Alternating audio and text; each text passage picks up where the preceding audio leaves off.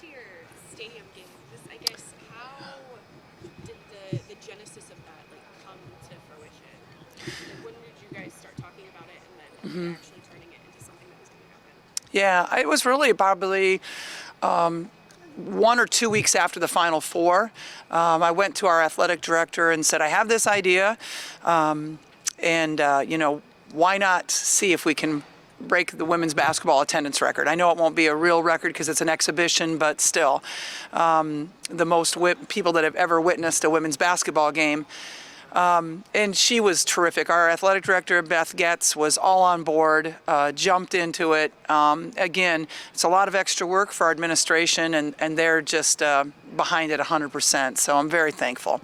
Also, our wrestling team did have a real game, a real wrestling match against Oklahoma State about 5 years ago in Kinnick. How willing was DePaul to be a part of that? Very willing. Doug Bruno is, he's been around a long time. He's a great guy, and he was fully on board. It was an easy ask. How were you at the Grapple at the Gridiron that day, and what do you remember from it, and how can you apply any of those lessons to this? I watched on TV. I wasn't there, but I saw it. We had recruits on campus that day, and so I think, we were doing stuff with them, I'm sure. I just remember it was a beautiful day, and it was later in the year. It was in November, and it was just gorgeous out, and then we played the football game against Minnesota that night. So, we would love to have that kind of weather. I'm sure you've been asked this before, but can you just tell the story about how you found Kaitlyn and recruiting and getting into Iowa? Well, Kaitlyn's an Iowa girl, so you know about her. You hear these legends about this 7th grade girl that's playing up so much, into high school in the AAU program. So yeah, she was playing in the AAU program with All Iowa TAC as a 7th grader, and we started watching her at that point and knew she was something really special. What do you remember from first watching her? Well, she was so mature. I mean, she was really, for her, her age, she looked like she belonged. She was one of the best players on the floor at that age. And so, that's what I remember. I mean, she had a great, shooting touch, obviously, passing, but just that she was able to maturely handle herself in that environment was pretty incredible. What are your thoughts on Beth? I know you were on the selection committee to bring her on as the deputy, and how do you think she's handled herself thus far in 2 months and change? I'm telling you, I think every coach, and it's hard to get every coach to agree on something, every coach is behind her 100%. She is an unbelievable team builder. She is a great leader. She's not scared to get her hands dirty. She's a great communicator, a great listener as well. And I just think that if we don't hire her, that would be one of the really, really not very smart thing to do. She's terrific. Tom Brands last week at a PCA meeting came out very vocally in support of her, and is that support, do you think, is it widespread in the athletic department, feeling that way about her? It is. I would say it's widespread among the coaches and maybe even the student athletes. I've seen Beth at more of our practices already. She's there, she's visible, she's in our community. I mean, she's really a special leader, and I just hope that we can just finish this deal and make her the real athletic director. Last season, not just for y'all, but for LSU and for so many women's programs, there was just this league-wide, nationwide excitement surrounding women's basketball. So I guess, what has it meant to you to be kind of on the forefront of that? It is so wonderful to see the growth of women's sports. And women's basketball obviously is close to my heart, but all women's sports. I mean, you look at soccer, volleyball, gymnastics. What everybody is doing right now is amazing. And it's just fun to be a part of it, because I was a Title IX baby, right? I was one of these that really started out, I was lucky to get a half a scholarship, to go to college. And so to see the growth of sports for women, the attention that we're getting, it's really rewarding, because I remember what it was. I lived through what it was, and now I get to enjoy what it is.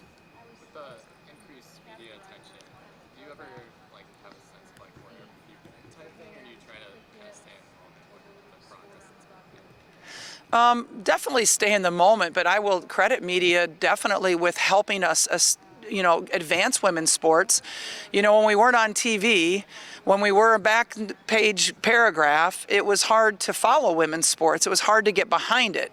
The Big Ten Network really took an initiative with the first really national conference network, and got everybody on television, and all of a sudden people are realizing, wow, this is a pretty good, this is really fun, this is entertainment, this is exciting. So I think the media has definitely helped us to advance the growth of women's sports. Do you have any thoughts about the sort of the new TV networks coming into this? I know there's going to be some games on Peacock this year. I don't know if you have any thoughts on the difference of that this year. No, I just think having, power of NBC, Fox is really good. And so I think it's a great thing. Kaitlyn has obviously just accomplished a lot in her career. What do you feel like is the biggest challenge for her coming years? Her biggest challenge might be, understanding that this is a new team that has new, it's not last year's team. So understanding this is new players that are younger that have to be brought along. And so I think that's going to be an issue for her. Not an issue, but a challenge for her. And then also managing her time. I mean, she is a 21-year-old athlete that's in full-time business school, full-time athlete, and managing her own business. There's a lot there. There's a lot there. There's a lot of people that want a piece of her time, and she's going to have to manage that. Do you think she's done a pretty good job of it in the last few months especially? I think she's done a good job of trying to get things accomplished now so she can focus on the season when it's this season. She's racked up probably more frequent flyer miles than most human beings over the summer. But I think that she has such great opportunities that she has to take advantage of them, because it's not only good for her, it's good for our sport, it's good for women's basketball, and it's good for the University of Iowa. When you say like her business, do you just mean like NIL and like I do, yes, yeah. how have you seen her? You mentioned trying to help the younger players. How have you seen her kind of in that? Well, you have to build up younger players. I mean, Kaitlyn is an unbelievable passer, but sometimes it can come in like a missile. And so, you've got to be ready to catch the ball. And I remember when Monica couldn't catch her passes the beginning of her career. I think when you're young, you're in the locker room, and she got everybody to believe that we could make the Final Four. Now she's got to make everybody believe that we're a really great team without Monica and McKenna. So, bringing them along, building them up confidently, and not getting frustrated if they make young people mistakes, because they are less experienced than what we had before. Have you seen her doing that? She is working on it. She really is. And I think we're seeing more of it lately, actually. How can she build that confidence for them? By taking the blame herself. If somebody misses a pass, you, as a leader, you take responsibility for when things don't go right, and you motivate people, you build their confidence as much as you can, instead of getting frustrated when they maybe don't perform to the level you want them to perform to. There was one situation, I think last year, where maybe her post feeds weren't good enough, or the post wasn't getting a pass, whatever. It frustrated her. I think I remember roll number 5, like no more. And you called a timeout and you brought her over. It didn't look like a lecture per se, but it was the talking to. Yeah. How do you handle her, because she is the most recognizable face in the sport? She is, but she's still a young adult. I mean, she's still a kid, right? She was 20 years old at the time, maybe even 19 at that time, and I just. She still has to be coached. She still has to be, understand when she's not, behaving the correct way. And that's my responsibility as a coach. And I do think that it helped her that I was a veteran coach, that I have been through situations before. I think she could have walked all over a younger person, to be quite honest. What about, it seems like she has to be on. She is recognizable. She can't go to the mall and Coral Ridge Mall and go to Shields and buy a shirt without 50 people wanting her autograph, or even go out for dinner or whatever. Is that difficult, or is it just because she's so unique that she handles it so well? It can be tiring, for her to always have to be on, because right, like, she understands that she's a role model and she wants to be that role model to every young girl or even elderly people. I mean, she wants to be that person, but she also has to be protective of her energy level, because it can zap a lot of your energy out having to be that person all the time. And you're right, it's kind of sad that, you can't, as a junior, go to the mall and just go to the mall with your friends, but she can't. And, we have to have police escorts now to get her to the football games. Otherwise she gets stopped. She'll never make it to the football game. And so it can be tiring, and she's got to manage it. She has to think about those things before she goes out. What has been her biggest area of growth since she arrived? Ooh. I mean, physically she's stronger, definitely. She's probably put on 15 pounds of muscle, since she was this little scrawny freshman. I know you don't probably mean that, but I will refer to that. Like, she's really worked hard in the weight room. But I think mentally, it's just really, I think she's made great strides mentally. She always plays with great passion, and I love that, and I never want to take that passion away from her, because that's part of what makes her great. But there's a point where, I think she used to not be able to manage that as well, and it would get the best of her. And we go to places and people yell crazy stuff at her, and it's just, it's too bad. But, as a young person, it's hard to manage that sometimes. And I think she's done a much better job of ignoring that. She seems to be a transcendent figure for a lot of reasons. You've seen it on the road where people line up for 45 minutes to an hour after the game for autograph.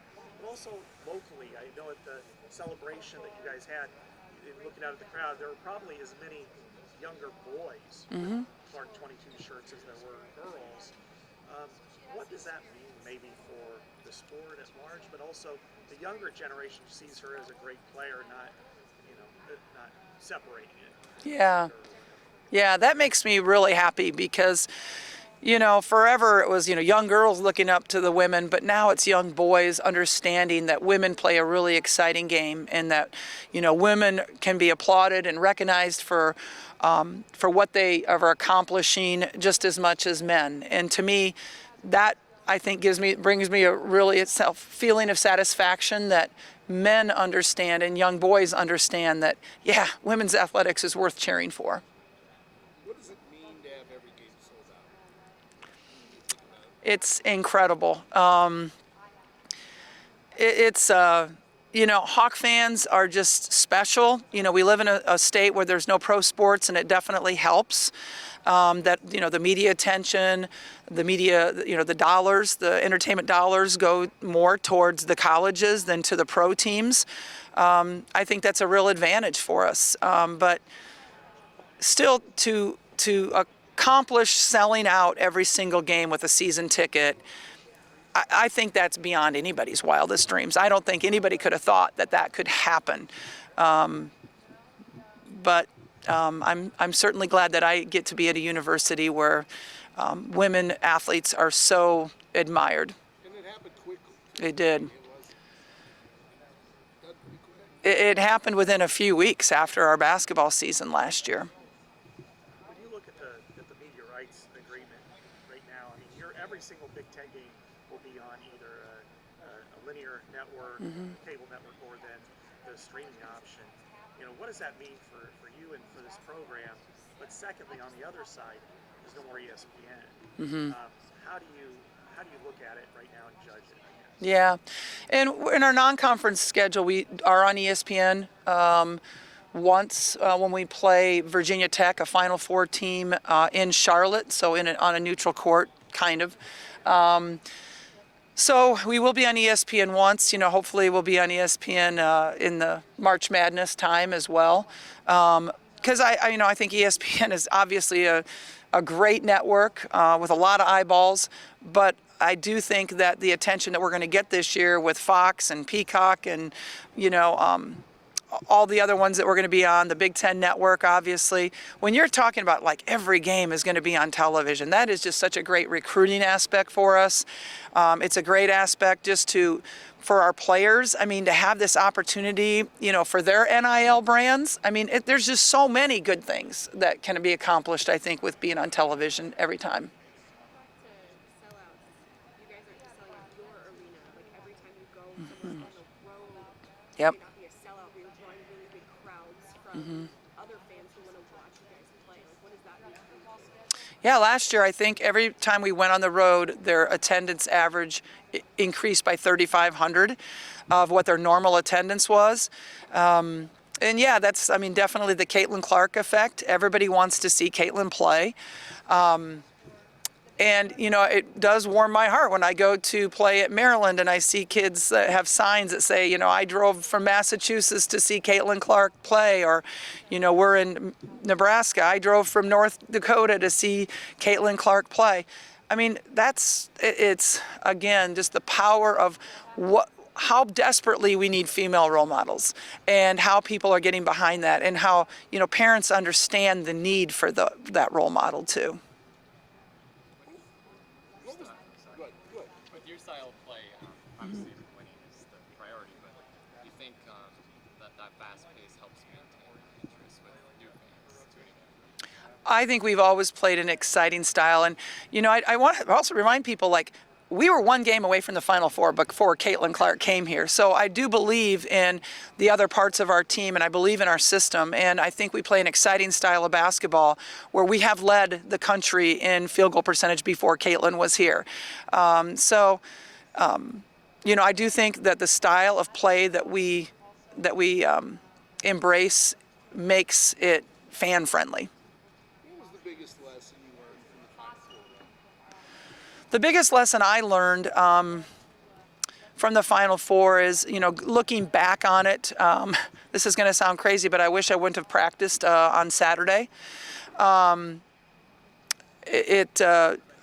We were so tired, the emotional high from beating South Carolina and getting back to our hotel incredibly late, which that's one thing the NCAA's got to change, is they had South Carolina go in the media room before us, so we had to wait till they were completely done before we got to go on, and then that made us even later. One of our starters was held back for drug testing, and she didn't get back to the hotel till 1 a.m. And then we're back up at 9 doing media obligations again.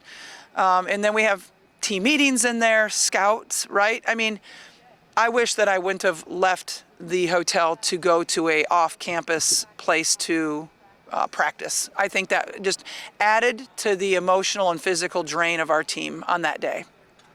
With what you had to deal with, handle in the days after the game, became kind of a national issue.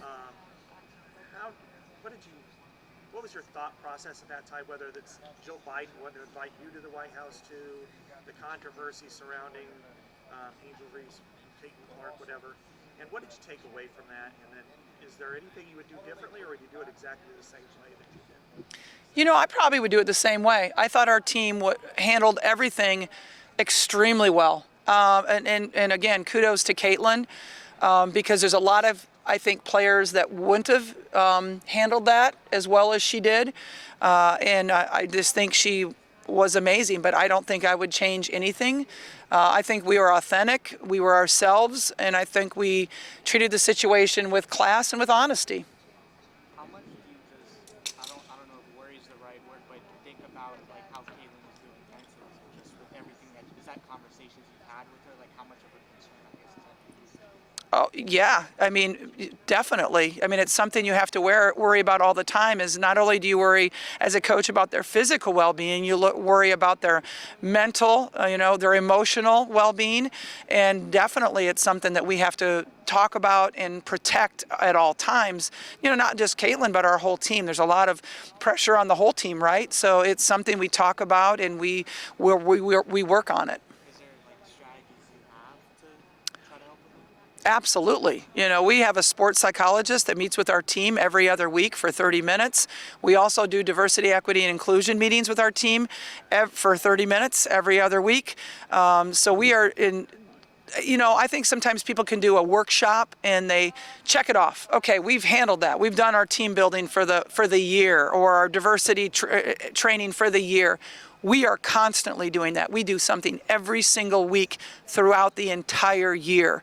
I believe in the mental, emotional part of this very much.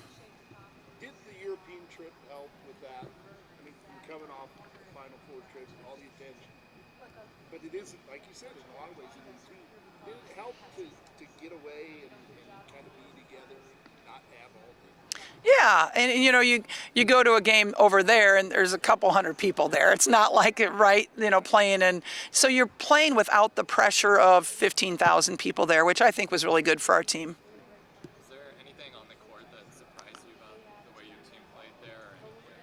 Or Molly Davis is I just think she's playing at a different level than she was last year. I think she's more comfortable. As her transfer last year, I think she kind of just like eased into things, and I think now she's more comfortable, and she understands this is her last shot. So she's playing a lot. I don't know how we're going to find so many minutes for the depth that we have at the guard position. Kate Martins is playing so well. I've always been a Kate Martin fan, but I just think she is playing at a different level. She's playing like a pro right now, honestly. She's playing like somebody that could be drafted. I think Hannah Stolke's game has improved. She's worked very hard in the off season on her game, and that's paying dividends as well. How big of a challenge is the minutes? Because I'm thinking of your roster, and I'm thinking of where they all would fit in. That's got to be kind of hard.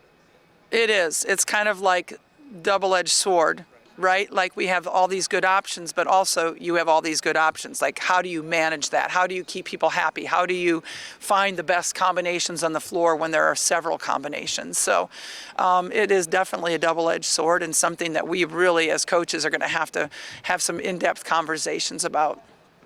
What are the areas of Kate's game that have really grown in her time here? Three-point shooting. Three-point shooting, she is like jump shots, three-pointers, like so strong. Rebounding. She's always been, like you said, the glue and the unbelievable, team builder, connector. But, she's just, that's not where, that would used to be the lead word for her. It's not anymore.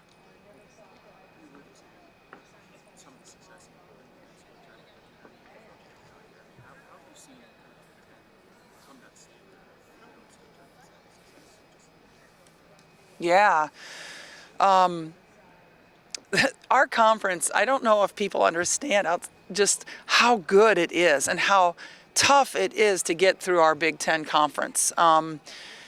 It's brutal. Here, we finished second last year in the regular season, and yet we're playing in the national championship game. It is a tough conference. And so I think all of us coaches relish in that. We know how hard it is, but we love that we are playing in what we consider the best conference in America. And we want to continue to represent in the NCAA tournament.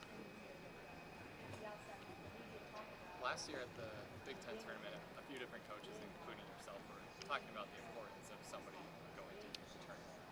Have you had a chance to talk to coaches just about the run that you guys went on, and I guess kind of what that means for the conference? Yeah, no, not really. Other coaches, they're all trying to get there too, right? And so, no, I haven't really had any conversations with coaches.